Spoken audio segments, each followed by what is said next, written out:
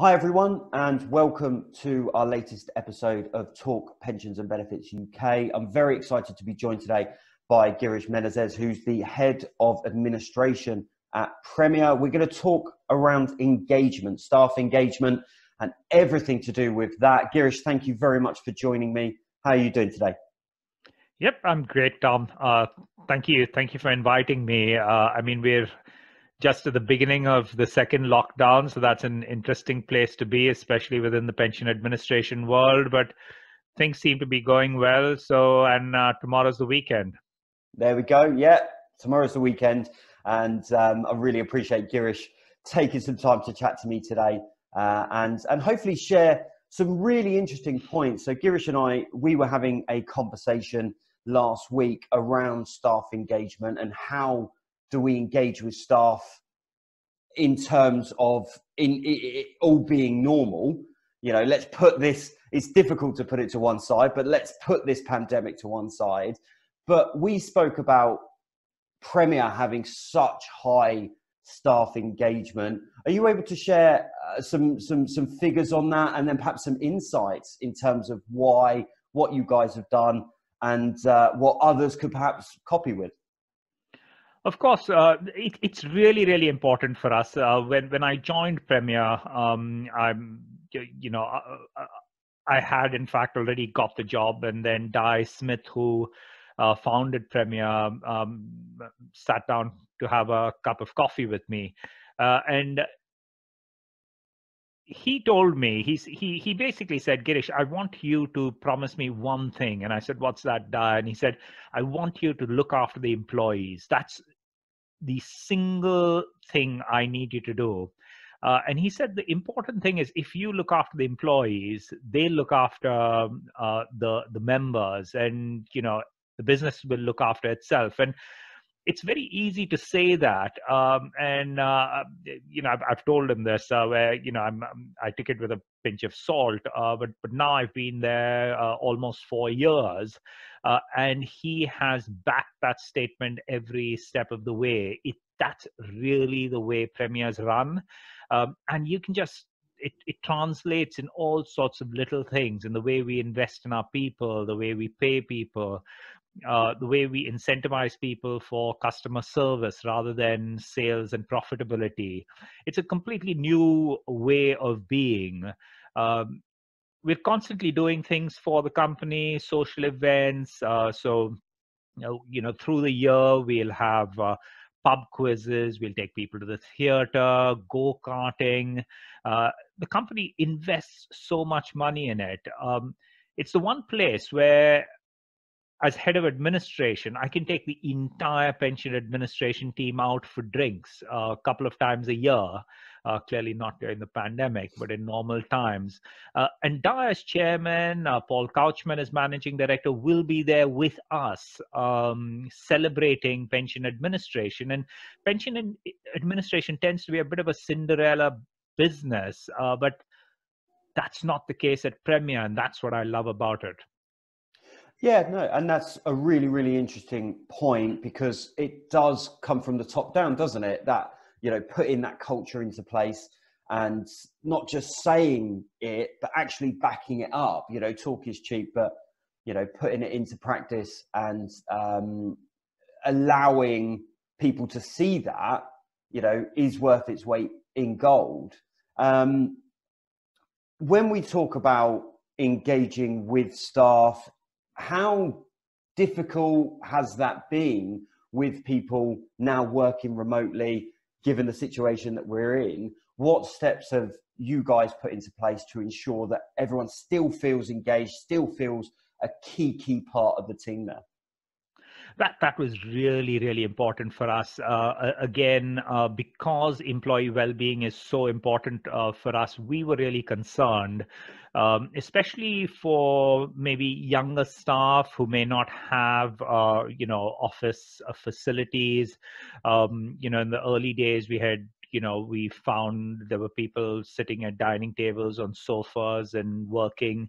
There were people with, single bedroom houses with a family who had no space to work. And we were concerned about mental health issues quite early on. So we put in a lot of effort, multiple surveys of employees to find out what they needed. I mean, the obvious things like making sure everybody had a laptop, a soft phone, multiple monitors, an office chair, making sure the health and safety arrangements were in place, testing people's internet bandwidth, making sure they had appropriate technology in place. But we did much more than that. For example, we set up a mental health first aid group. We had mental health drop-in centers. We had online events pretty much from the word go. So, Zoom yoga, Zoom personal training, Zoom cooking. So we'd send out a recipe, and then one employee would teach you how to cook the meal. And we had families across Premier logging in. So you'd have, not just the employee, but partners, children, and we'd make all sorts of wild and, jerk chicken one day, fish paripu the next, lemon drizzle cake. So there were all of these really amazing events, pub quizzes. And that really brought the team together.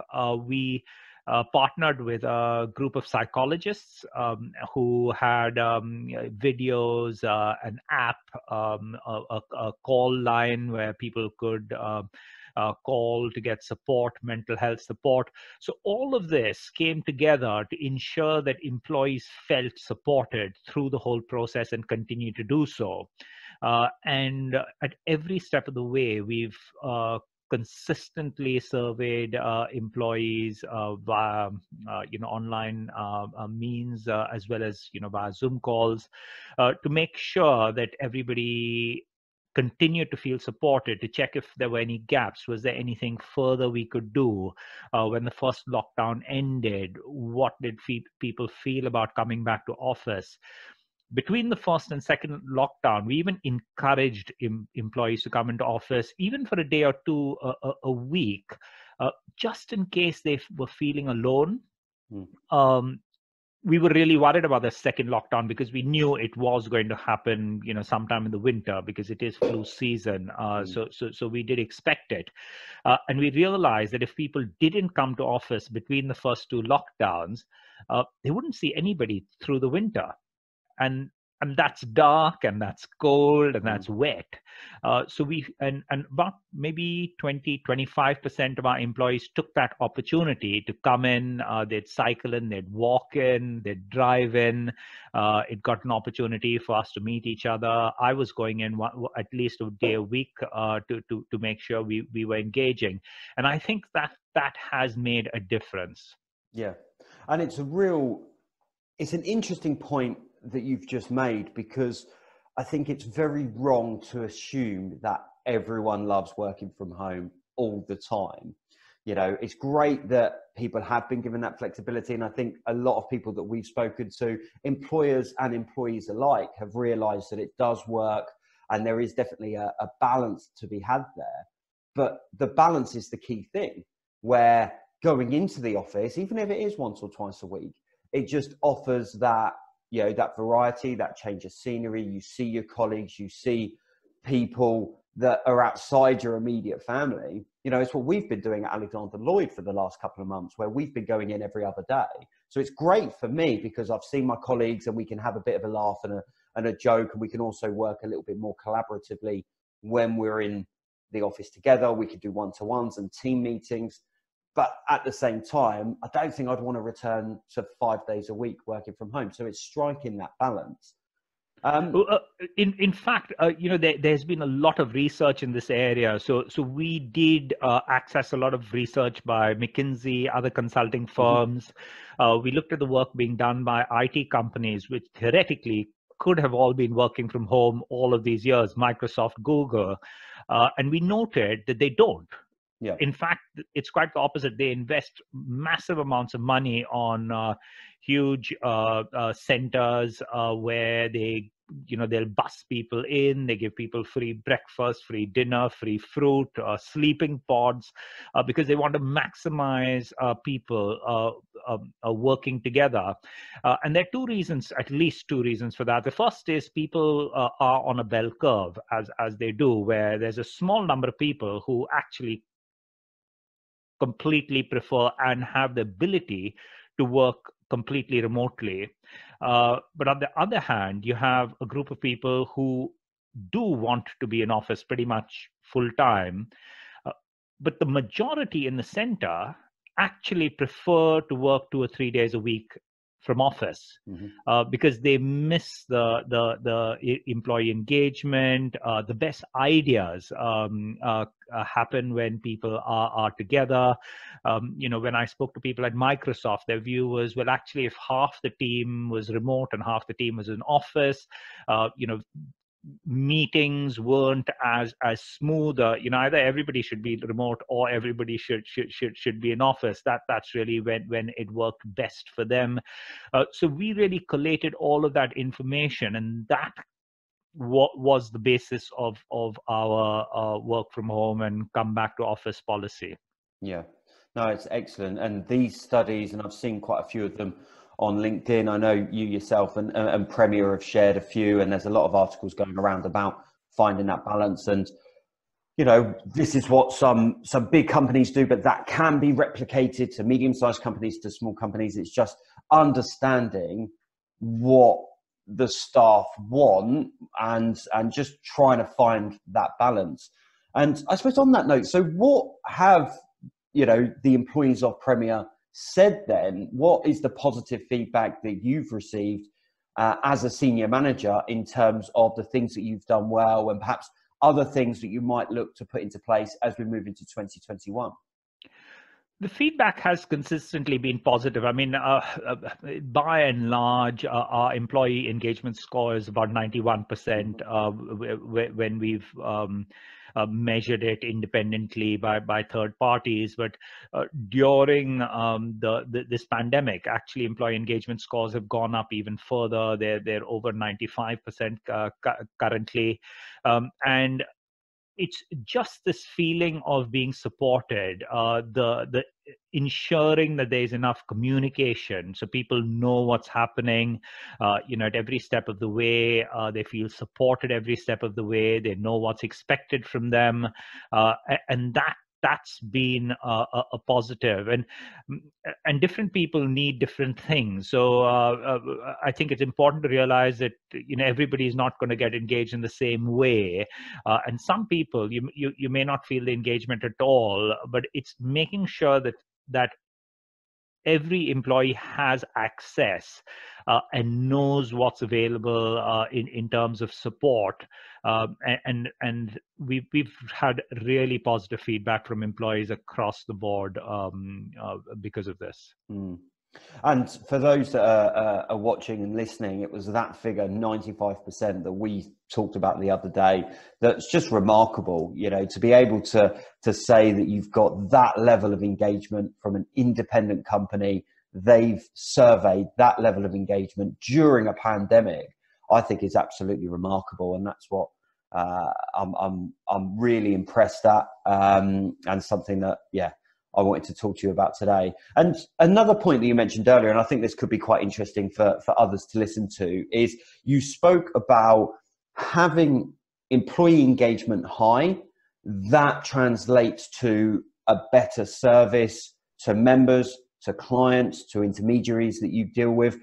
But in what way? Why is having staff so well engaged? Why does that translate? Why is it so important to make sure that translates? It just gives people a feeling of ownership. So you're not coming in to collect a paycheck. You believe in the company. You want the company to be to be successful. So there's a feeling of positive engagement rather than presenteeism. So if you're speaking to a member and the member's irate, you want to go the extra mile. If we've taken on new business and there's a massive backlog of work, We don't have employees who are sitting on their hands saying, well, we're not going to go the extra mile unless you pay us some overtime. It's employees who want the company to succeed. They want to, and they want to succeed within what they see as a supportive company who will look after them for life. It's a very, very different way of thinking. And that translates to every single interaction with clients and members. Yeah, definitely. And it's almost a case of, perhaps word spreads, like you say, if a member gets a particularly good service and they've got a colleague that's got a question, they're going to be encouraged to get in touch with your teams there, because they know that they're also going to get a good service because people care. They're not going to be just treated as a number, as if you're calling into a call center. It's taking the time and the care to make sure that process and that interaction goes well. One of the other things that I wanted to speak to you about today is we talk about engagement, but what about managing a team remotely? Because engaging with colleagues remotely and all the initiatives that you mentioned earlier, which are fantastic, but what about the day-to-day kind of operational management, ensuring that service level agreements are hit, KPIs are hit, looking at other key deliverables? What other steps have you put into place and started to do to ensure that people are being managed effectively? I think there are two key parts to it. One is pure operational, which is making sure you have the appropriate integrated digital systems, and that's vital. And that's a place where a lot of pensions companies have fallen down. And we've really been lucky enough.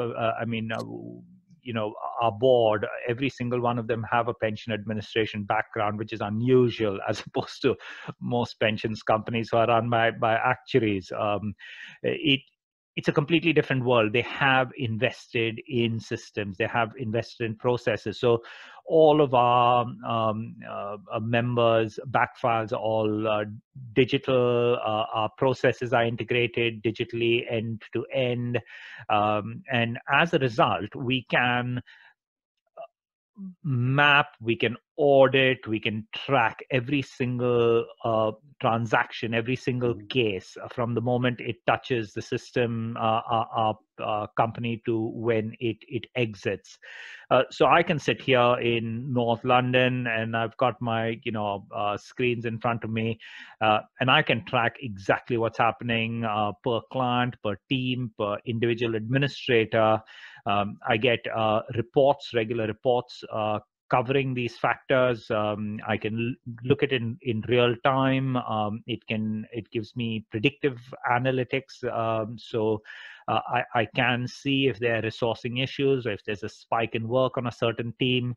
So all of that, and obviously all of that gives us tremendous power, and that's really important. However, the flip side is it has to be about people. And that's where employee engagement is really important, because it isn't me. It shouldn't be me tracking this anyway. I've got, head of operations, a head of implementation. I've got projects teams. I've got a systems head. And all of them have access to these systems. The team leaders, individual administrators have access to the system, so they can track themselves. They can track themselves within their team. And that's really important. And in this pandemic, it becomes really clear that the people who are engaged, people who are motivated, people with the technical expertise have flown. And the small number of people who struggled in the office just struggled 10 times more working independently. And that has become abundantly clear. So I think we have flourished because of the sort of people we've employed, the sort of tools we've given them, and in where we've had this small number of employees who have struggled, we've managed to give them extra support, or we are an essential service, so if those small number of employees are struggling from home, it's quite easy for them to come into office and maybe get further support so they can deliver against their work. And that has been a powerful part of how we've worked successfully during the pandemic. Mm. And that's interesting in the sense of I really resonate with that as a leader, as a manager. You know, I can run as many different reports as I like on our system. We, you know, live on LinkedIn. You know, I can run these reports on LinkedIn, but it's never about micromanagement. It's never to trip people up. It's more just to notice perhaps who needs support and where, so that we can quickly get in there, perhaps resolve an issue or offer that guidance, offer that training, so that it doesn't become a major issue. It can be nipped in the bud. And if you've got that engagement, it's not so much a battle, is it? It's just offering that support. That support is taken, put these steps into place, and then you're away again. Yeah, absolutely right, Tom. That's exactly what it is. I mean, technology is about giving people the tools.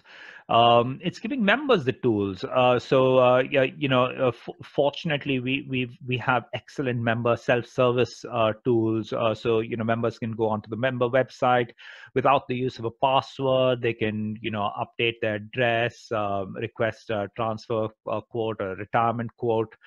If they log in, they can run their own transactions. So that's been really powerful. But then, as management, having the tools and reports to be able to identify issues proactively before they happen. Yeah, sure. No, an excellent point there. And then the final thing that I wanted to speak about today, you mentioned it earlier. So you've been with Premier for 3.5, 4 years in this role, obviously put a lot into place that's had some great success. We're currently in our second lockdown. Let's hope it ends beginning of December, but who knows, it could tick over into January next year or even beyond. What else is on the agenda for you personally? What other initiatives do you want to put in place and you want to see Premier succeed with and get some positive results out of across next year and beyond? To be honest, we're really comfortable working from home, so we're in no hurry to do anything special. We're growing, we're winning business, we're recruiting, and it's just ensuring that we can support people along the way. I mean, a total lockdown isn't great for us, because I do feel that there are a small number of people who do need to meet people. When we recruit new people, it's useful for them to be able to meet the team. But this full lockdown, it'll be 4 weeks, 6 weeks. I'm sure that'll open up, and I do want to get people back into office as soon as possible, at least a couple of days a week, because that is the ideal scenario. And then balance it. You know, as the famous Zen story goes, this too shall pass, and we know we know this pandemic will move on. The important thing for me right now is focusing on where we are and how do we ensure that that the team continues to feel engaged, to keep reinventing what we're doing. You know, there are only so many desert island discs that you can you can organize. You know, it's only so many cooking events. One of the things we do is the Premier Challenge, which you may have heard of. Another thing for Premier is it is about giving. It's not just about you know the business. It is a social organization. So you know, if one of our administrators coaches a girls football team, so Premier sponsors them as a corporate sponsor. So we do little things like that. You know, we always do the Red Nose Day, the bake sales. But the big thing every year is the Premier Challenge. So we did the Yorkshire Three Peaks, the you know, the National Three Peaks, the Lake District Six Peaks, which was great. What that does is and we don't just do it for employees. We invite partners, we invite children. So it's a whole bunch of employees, their partners, their children getting together, living together, doing a walk together, challenging one another together. So we meet one another, in a different world. We meet them with their families meet us. So that creates a much broader bond, which is fascinating. So at the early part of this pandemic, during the first lockdown, we did the Premier Challenge because we couldn't do it. We were planning to do the South Downs. So instead, we did a challenge where we walked, ran, or cycled a collective 10,000 kilometers. Yep. And we raised over £10,000 for the Cabell's Nursing Foundation. Wow. We're now planning our second challenge, again, just to keep it alive. And we found that really useful because not only were we all engaging on a social forum, we were encouraging people to exercise during the pandemic. We're now organizing our next challenge over November and December, and it's focused on mental health. So the two charities that we're supporting are Papyrus, which is prevention of suicide amongst youth, and Mind, because we thought, it's really pertinent for our time. But rather than just exercising, the concept is all of our employees, and in fact, we're opening out to a wider audience. So Tom, you can join as well, or I'm listeners. interested. So the idea is spending time on yourself or for others. So you could go for a run, you could learn a new language, you could volunteer, delivering food parcels to the elderly, and you go on a website and you put in what you did and the number of hours. And the idea, I think, is to collect 3,000 hours of giving to yourself or others. And every time you hit a certain number of hours, senior management, that includes me, will have to do a forfeit, which will be videoed and posted. So that could be exciting. And Premier will match all donations to the cause. So it's little things like this, I think, which will keep the whole thing alive. The employee engagement, the giving, even though we're all working from home. Yeah, no, and I love seeing so many people that are taking up exercising or taking up volunteering in their community or whatever it may be. Just this morning, before we started the call, I signed up to the Brighton Marathon 2021.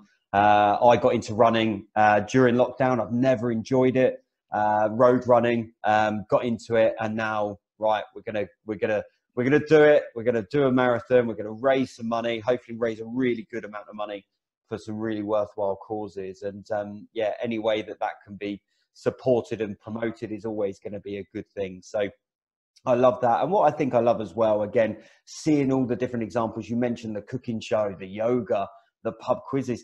They're pretty simple in a way. You haven't got to break the bank. You haven't got to invest so much money on staff engagement initiatives. Just something simple like that. It gets people smiling, gets people interacting. And as you mentioned earlier, it has that positive outcome of people feel engaged, they feel a part of it, they feel included. And that can only be a good thing.